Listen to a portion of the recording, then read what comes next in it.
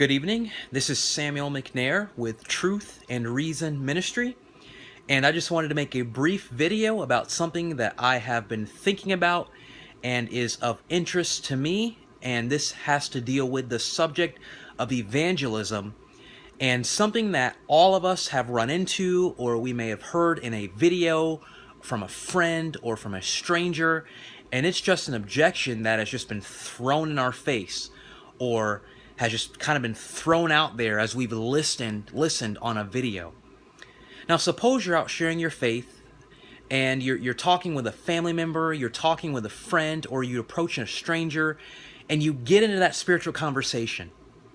And the stranger says, "I don't believe in God." And you ask, "Well, why is that?" And the stranger says, "Because of the problem of evil." Now, what do you say to that? Do you go on and get into a long philosophical discussion about how there can be a good God who's all-powerful and at the same time evil existing? Or do you go some other route? Or do you just pretend they didn't say that and say, "Well, we'll just talk about that later," and try to share the gospel with them? What do you say to a person who says, "I don't believe in God because of the problem of evil"? I know some years back, about 10 years back, I walked up to a young man at our university campus, and I walked up to him and I asked, "Can I ask you a question? If you were to die today, would you go to heaven?" And the guy said, "No." And I said, "Why not?" And he said, "Because I don't believe in God due to the problem of evil." And from there I said, "Well, do you want God to get rid of all of the evil?" And he said, "Yes." And I said, "If God gets rid of all the evil today, he would have to kill you too." And his mouth was completely stopped.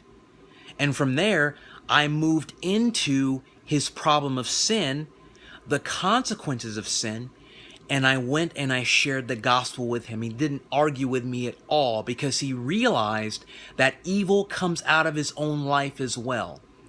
And oftentimes, the very thing that the person is objecting to is something that they already do.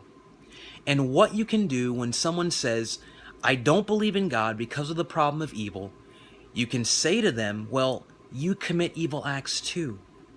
Or if they say, "Yes, I want God to get rid of evil," you can say, "Well, if God gets rid of evil, he has to get rid of you too." And you can then swing into the 10 Commandments and take them through the law of God and expose their sin. I don't know how many of you are familiar with the Way of the Master, but it's something that I love to use. And if you are interested in sharing your faith that way, you can go to www.wayofthemaster.com. And what you can do is take them through their sin, and once they realize that they've broken the 10 Commandments, you can then share with them God's solution to evil, which is the cross of Jesus Christ.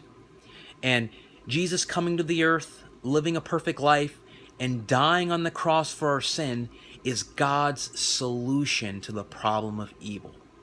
So you point out that they're part of the problem and they really have no right to complain about evil, but then you point out God's solution, which is the cross.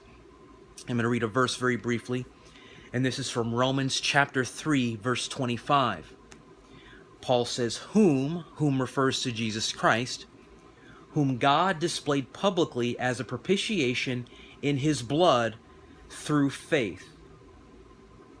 This was to demonstrate his righteousness, because in the forbearance of God, he passed over the sins previously committed. So Jesus Christ was that appeasement. He was that satisfaction when God poured out his wrath on him for God's anger towards sin. So God hates our evil, and God sent Jesus Christ into the world to punish him for the evil of the sins of the world.